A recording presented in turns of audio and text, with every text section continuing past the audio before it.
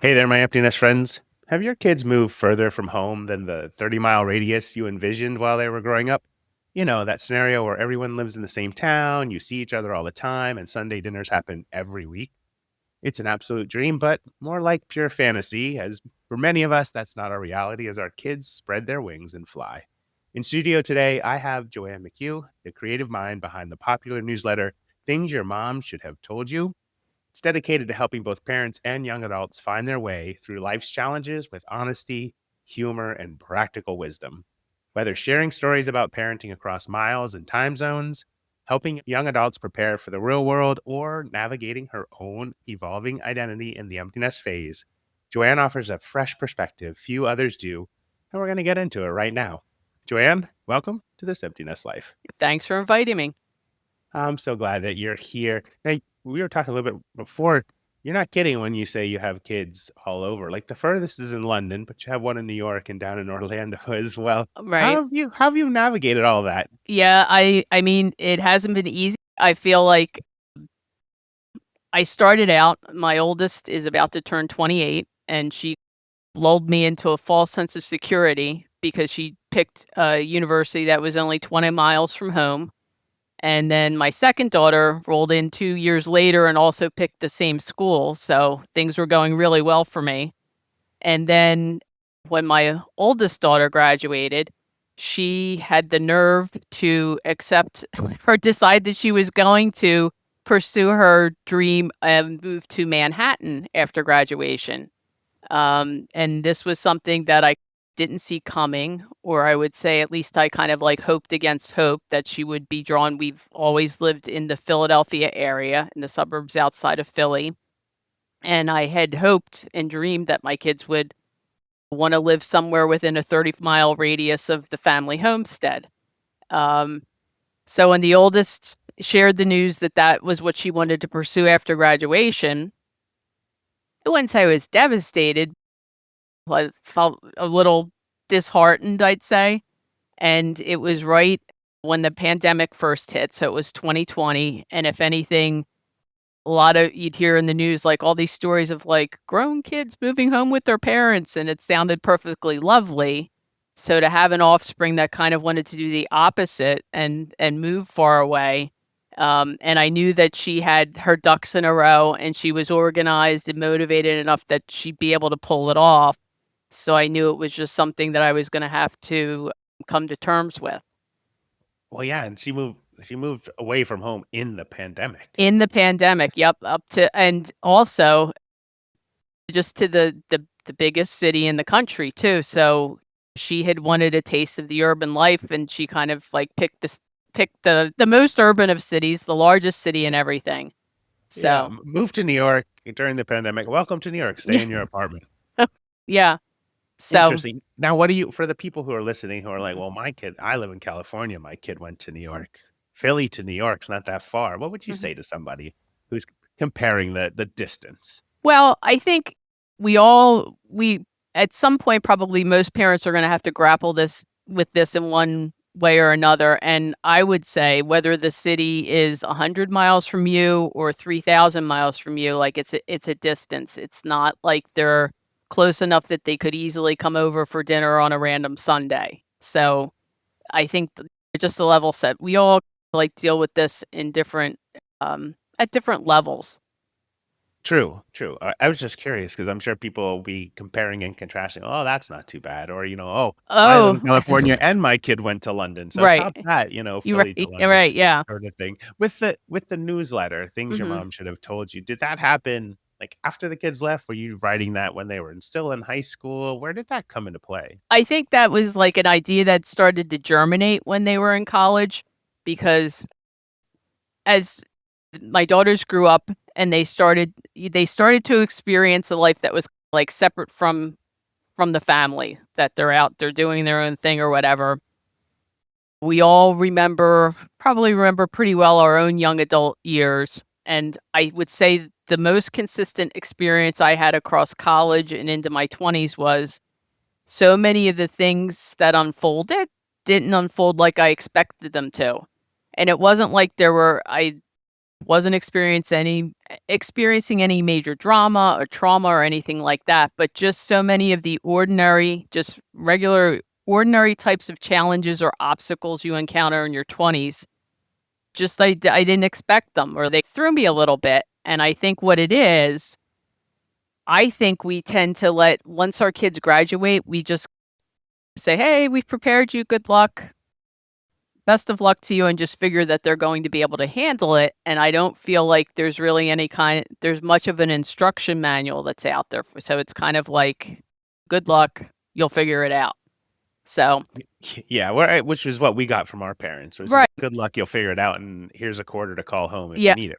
It's So, no FaceTime or texting. yeah. So it was something I started to think about. And like part of what I had to get comfortable with was just, instead of just being performing in the role of mom and always being optimistic and encouraging them and set their sights high and have like a goal, something they're working to, and everything else.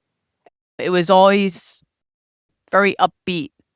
And it wasn't that I didn't wanted to change and not be upbeat anymore, but I also felt like I wasn't going to be totally honest with them if I didn't talk more about the challenges that probably lay ahead of them, or just like allude to the fact that there might be potholes in the road to happiness. So, with the newsletter, do your daughter you have 3 daughters, right? Do the girls ever Mhm. write in or text you? They're not gonna write home that way, but do they ever text you with ideas on what should go in the newsletter? I wouldn't say that it's so much that they're like giving me specific topics or whatever, but I think it all of us are just like watching their lives unfold, and I would say it's what they encounter, or maybe people in their circle of friends encounter, help inform what I write about. Because, just kind of observing and thinking of different things of like, oh yeah, I kind of remember when something like that happened to me or a friend of mine or whatever. And it's an opportunity to share some wisdom, or similar experiences or tips. And I try to think of it not so much as just like the mom speaking down from above about how you should handle it, but kind of like, once let's face it, like once your kids reach adulthood, it should start to become more of a friendship with them. So it's more in the vein of sharing things that if your best friend came to you for advice about some situation they were dealing with, it's sort of like that. So that's what I'm thinking about when I think about what I'm going to write about on things your mom should have told you. Do any of their friends say, "Oh, you gotta get it to my parents"? This happens to me sometimes on TikTok when I do videos for parents that are more kid-based, and kids will be like, "Can you send this to my parents?" Oh, okay. Does that ever happen to Yeah. you? Yeah, but you know what? It's always handy because there's usually a share button at the bottom. So certainly, if they come across anything in there, it's something that you could send along. And frankly, that's what I hope that parents do if they're reading, the newsletter and they see something in there that they think could be helpful to their son or daughter or whatever, that they would share it. And there's still that element, I think, with most parent and kid relationships where you respect your parents' opinion and everything, but sometimes you want an outside opinion, or maybe you're a little bit like cautious of, wait, what's mom's motive on this? So to have sometimes a perspective from somebody else who has the wisdom of experience but isn't your parent, sometimes that has some more credibility depending on what the subject matter is. Yeah, the prophet in the own land kinda thing, Yep. right? Where Yes. people don't, Yep. "Oh, that's mom and dad," I'm gonna take that. Yeah. Depends on the age too, right? There gets to Yep. be a point where they're, "No, I wanna hear what mom and dad have to say," but there's also a point where they're like, Mhm. no, not really hearing what you're saying." Mhm. Yeah. So, Mhm. you you're about 30 days-ish removed from dropping your daughter off at veterinary school in London, of all places. Yeah. Yes. Yeah. Yeah. So I had the oldest that moved to Manhattan, and then the middle daughter came along and moved to Orlando. And again, remember, we're living in Philadelphia. So the oldest was a 2-hour car ride away. The middle one was a 2.5-hour plane ride away. And then as it turned out, my youngest just started vet school in London. So she's 3,544 miles away. Yeah, not that I'm Now yeah, counting or anything. exactly. I just I happened to notice it on Google Maps. So she's now a 7-hour plane ride away. in five time zones. So I feel I successfully adjusted to the oldest after a while, and then the middle one said, "Well, let's take it to the next level." And now we're at the extreme challenge level. So I will say, and I would like to say if there's a parent out there who's kind of like if their child just dropped on the news that they're looking to move far from home or they just got a job that's across the country or whatever, is that it took a little time to adjust, but the good news is that you can adjust and adapt. And I would say that the whole experience hasn't been as bad as I thought it would be when I was going into it. And I think one of the things that I did in the beginning is I made the mistake of thinking that how close my relationship was going to be with my adult children was like a function of distance or proximity, like physical distance or proximity. And what I discovered along the way is that it doesn't really have much to do with that. While it's nice for them to be in the same town or 20 minutes away or whatever, there's really a lot other factors that have a lot more to do about how you feel about that relationship. Oh, 100%. Wait, we moved to Massachusetts about 4 years ago for my wife's work when our youngest, our daughter, was a senior in college. Okay. And she stayed where she was going to school for 2 years working and then moved back to where we had lived basically since she was 3 years old. So Mhm. now it's in reverse. Okay. We get that, "When are you moving back?" That's Mhm. not Mm. like us telling the kids, like, "When are you moving Yeah. here?" It's like, "When are you moving back to what Mm. you know is home?" Which is interesting. So, Yeah. with the do you expect or do you have anybody who's thinking about moving back home? Well, I mean, the best news really is that recently the oldest who had been living up in Manhattan, when her lease was up, she decided that she was ready to move back to Pennsylvania. And it was one of those things that she had said when she moved up to Manhattan is that she wanted to live there for a time, but that in the long run she saw herself moving closer to home, and that has come to fruition. So that's the good news if you really you really like the idea of having kids closer to home, is that even if they move away, sometimes they do come back. And actually, I saw a stat recently. There was something where I think it was the US Census Bureau did some kind of research with Harvard, and they looked at Americans, adults age 26 and how what was their proximity to like where their family was or like where they grew up. And I think it was like 60% of 26-year-olds live within 10 miles of home, and Interesting. 80% of them live within 100 miles of home. So, some of it I think is there's like maybe a desire that either kids tend to go someplace else for college or maybe they get a job, they want to experience a different part of the country right after they graduate.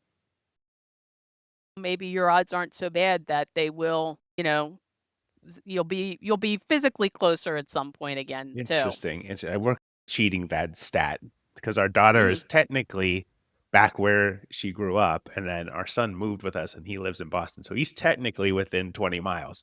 So, Right, there you we're go. totally cheating that stat in some way, Mhm. shape, or form. Mhm. So, I know in the work that you do, some of I saw this in your bio, you talk about, like, having this recurring dream of an overstuffed suitcase, and then what is tell me more about that. Yeah, I think that that was really the inspiration for that led me to eventually create Things Your Mom Should Have Told You, and what started to happen once the girls were either off of college or preparing to go off to college, I kept having this dream where I was I was somewhere and I had this giant kinda like the biggest suitcase you could imagine, like one of those old-fashioned hard-sided Samsonite ones, the ones that were as big as they Yeah, come and you weren't worried about, like, meeting the 50-pound weight limit on your airplane or whatever. So and it just was stuffed, and it had a lot of my things in it, and it had things that belonged to each of my daughters, and I'm, like, trying to sort through it all and get it organized, unpack, and I'm trying to do this at the same time that I'm planning, like, a graduation party. And I couldn't figure out why I kept having this recurring dream. And then, you're trying to figure, well, what's the meaning of all this? And I think what it helped me to realize is that I probably had some baggage to unpack, if you will. And I think it all tied into this idea of, just being very aware of there was no like what to expect while you're adulting out there. Maybe there were certain things that I could unpack from my own young adult experiences if I was willing to be more candid and share those with my daughters. So that's what got me thinking about it. And I ended up writing a book that I privately published to be able to hand off to my daughter. I'm the oldest one when she was graduating from college. That kind of was just took her all through all the things of my young adulthood that I wanted to share. So it was kind of like a memoir, some of the things that I wish somebody had told me. So that was the genesis of it all. And I think from there that kind of evolved into the idea of, it's it's certainly much easier these days to start an online newsletter and be able to reach people. So that's how it kind of evolved into things your mom should have told you.com. I'm curious how you when we grew up, things were obviously different, right? They always are than our parents and the kids. But how do you like discern or fetter out? Oh, here's what I want to say, but here's what I gotta change a little bit to make it more applicable to them. Is there anything Yeah. like that, or is it more just generic thing? I I try to be aware, and it's easy enough with having 3 kids in their 20s right now. Like, I'm very aware of, like, the experiences, and I try to keep an eye on, like, pop culture and everything to have a sense of I recognize that the world today is different from when you and I grew up. However, I think some of the situations that you encounter, that doesn't change a lot generation to generation. So, what I try to do and what I like to do wherever I can is to kind of share a story because I think stories are a wonderful way to kind of connect with the human mind because I think that that's kind of how we're wired to Oh, respond yeah. to stories. And it's like and people, like, love it when, people say, "Tell me a story." They never very few people are ever like, "Well, tell me the facts." Where we wanna listen to stories, and, like, even if you think about Jesus was going around telling the parables all the time, and I suspect one of the reasons he did that is because he knew that when you tell somebody a story, they can listen and take away from it what connects with them or what they need to hear out of it. So Yes. that's very much my approach. Is there a favorite story that you have? I there's there's so many of them, and what I try to do, I don't know if I have a favorite, but I think what I like to do is kind of like share the things that I learn I or like probably the stories that people like best is when you tell them the things where it's like something you screwed up or something like that makes you look less than sharp because I just think then they're more likely to pay attention to them. So sometimes there's like funny stories about the time that I dropped I decided I was going to handle providing a catered dinner for 100 kids for the high school play all by myself and ended up dropping this big vat of salad dressing in the parking lot. And my big takeaway from that is I should have asked for help. I should have gotten other parent partners to help with this. So the fun of relating stories where you look kind of ridiculous, but you learned a valuable lesson are great. On the other hand, sometimes I share stories like, what happened when at my wedding, my husband smashed the wedding cake when the bride and the groom feed each other the slice of cake. My husband decided that it was going to be funny to smash the cake in my face, and I was not anticipating that, and I didn't think it was funny. And what I learned coming out of that experience, and that was all about forgiveness. And I think exploring topics like that. So of course, and that particular piece is up on my website. You can go see for yourself. Like you can see I like to use actual photos from my albums where I can, so you can see the cake photo. And that I think is a powerful story of here you are with a very real life scenario and how did you deal with that? How did you get over that sort of thing? Yeah, yeah. So, That story could be about trust as well. here you are, Yeah, two people starting your journey together. It's like, ooh, can I right, trust even? Yeah, right. more stories. Yeah, Yeah, I love that you share stories with your kids because it does shine a light on, okay, we're not, we're parents. We're not perfect. We're humans, right? We're mhm. going to make mistakes, but if you can learn from our mistakes, or at least take a little bit something away and I don't know, add your own to it in terms of a recipe to figure out how to live life, how powerful is that for kids? And I think one of the things too, and like I said before, like, the whole idea of one of the things that upset me when my daughters were moving far from home was that I kind of, like, equated, like, physical proximity with closeness, and I think what I've been discovering over the past few years is that closeness really comes from more from intimacy, and I think the intimacy of being willing to share with your now adult children in a way that probably wouldn't have been appropriate when they were younger, but to kind of, like, share yourself and your backstory, like, warts and all, that just how could that help but engender, like, a deeper level of trust, which then I think invites your children to be more trusting and to that they can share more things with you than maybe they used to in the Yeah, past. kids never want to see mom or dad's hair on fire moments when they're 6, 7, and 8. Yeah. In Yeah, no, hindsight, that yeah. wouldn't they should have, like, confidence and feel secure at home and that they're being led by a fully Yeah. responsible person, but once your kids graduate from high school, they're out in college, they're beyond college or whatever, it's a time when you can change your approach and you probably have more important and valuable things to share. And it's not like you have to dump everything on them all in one go, but there's probably different instances that come up and you sharing a story of, oh, I remember when I was in my 20s, blah, blah, blah. And it's something that's relevant. I think that's a good thing. I agree. I might have to start sharing some stories. My daughter is always, because I'm like this reserved, I don't know, mellow, easy, calm. I feel like you were the rebel when you were a Hmm. kid. I'm like, all right, maybe I'll have to start sharing some of those stories Yeah, that's for right. sure Yeah. to let them know. What as the kids have started to launch and they're obviously all over, and there's an emotional roller coaster that comes along with that. How did you go through, like, maybe even embracing that emotional shift, and how can others do the same?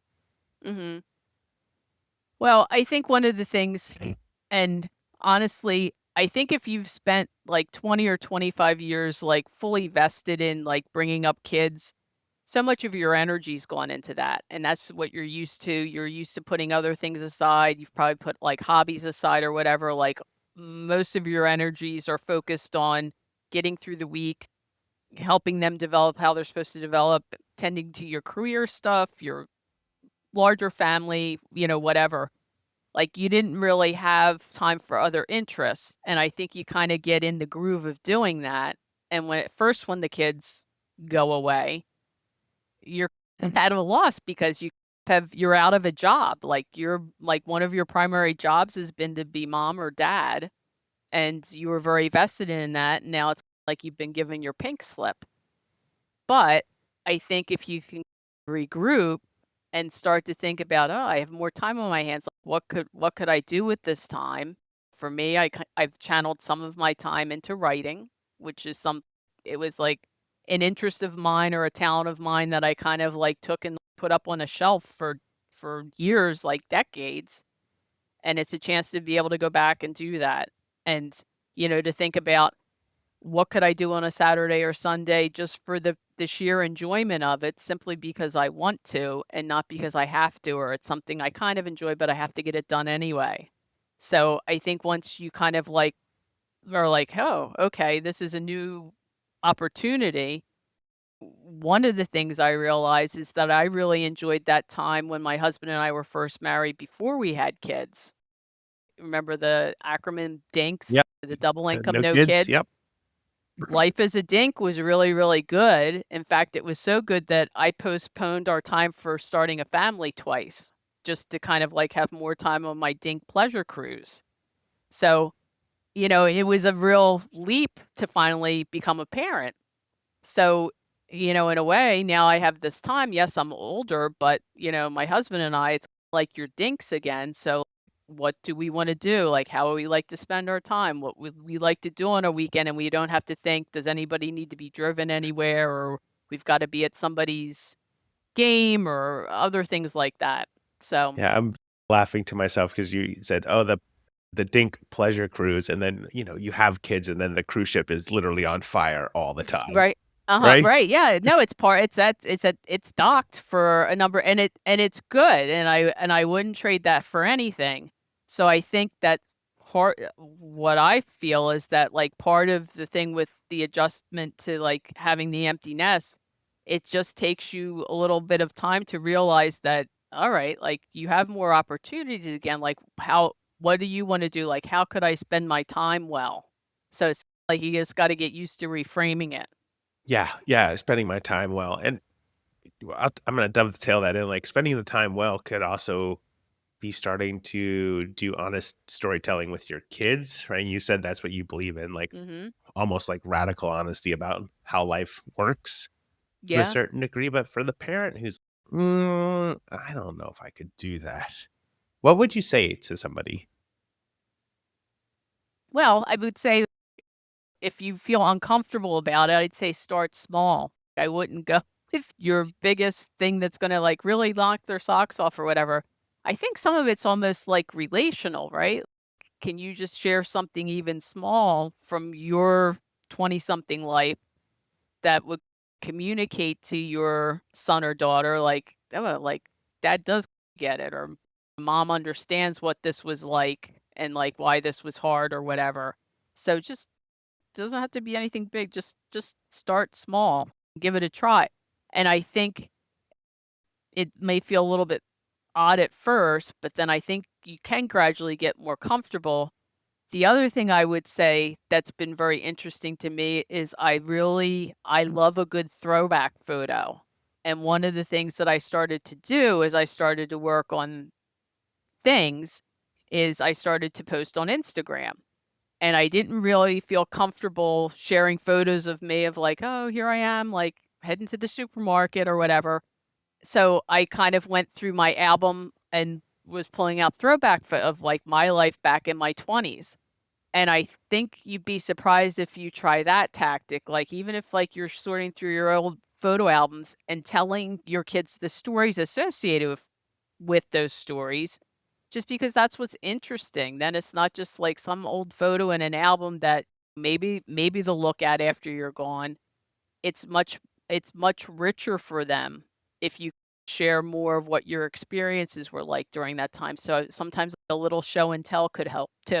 I think that's a really approachable way, right? It's Mhm. more of, "Here's what was going on in my life at that time," as opposed to a story that may be a deep, dark secret.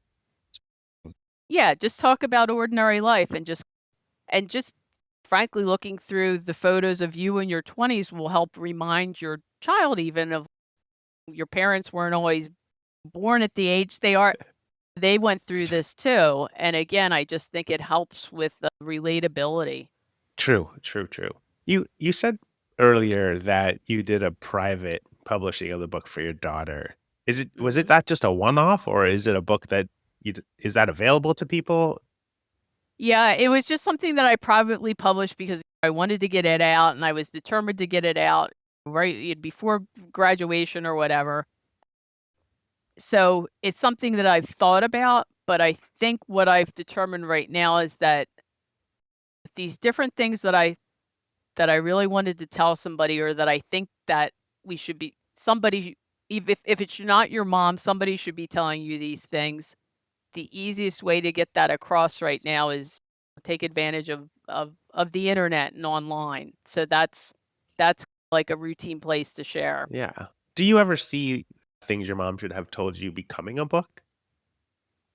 I it's possible someday. When I look back at what I wrote 5 years ago, I think probably anybody would do this, like, you see revisions and things that are, like, more things that you remember that you would wanna tell somebody about that. So, I love books, I've always loved to read, I love the process of writing and creating things, so you never know. You never know.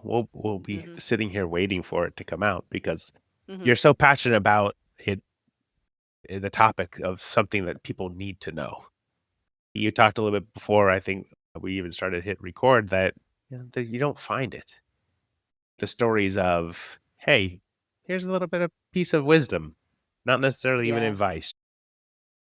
Just I went through this and it might be helpful to you. I'm just curious, like this whole journey, writing the newsletter, the girls going off, like what have you learned about yourself throughout the journey? Like I said, it was a process. I know it may seem right now, "Geez, she seems very calm about the fact that her daughter's now living 3,500 miles away over in London, and I won't see her again until Christmas time. She will be home."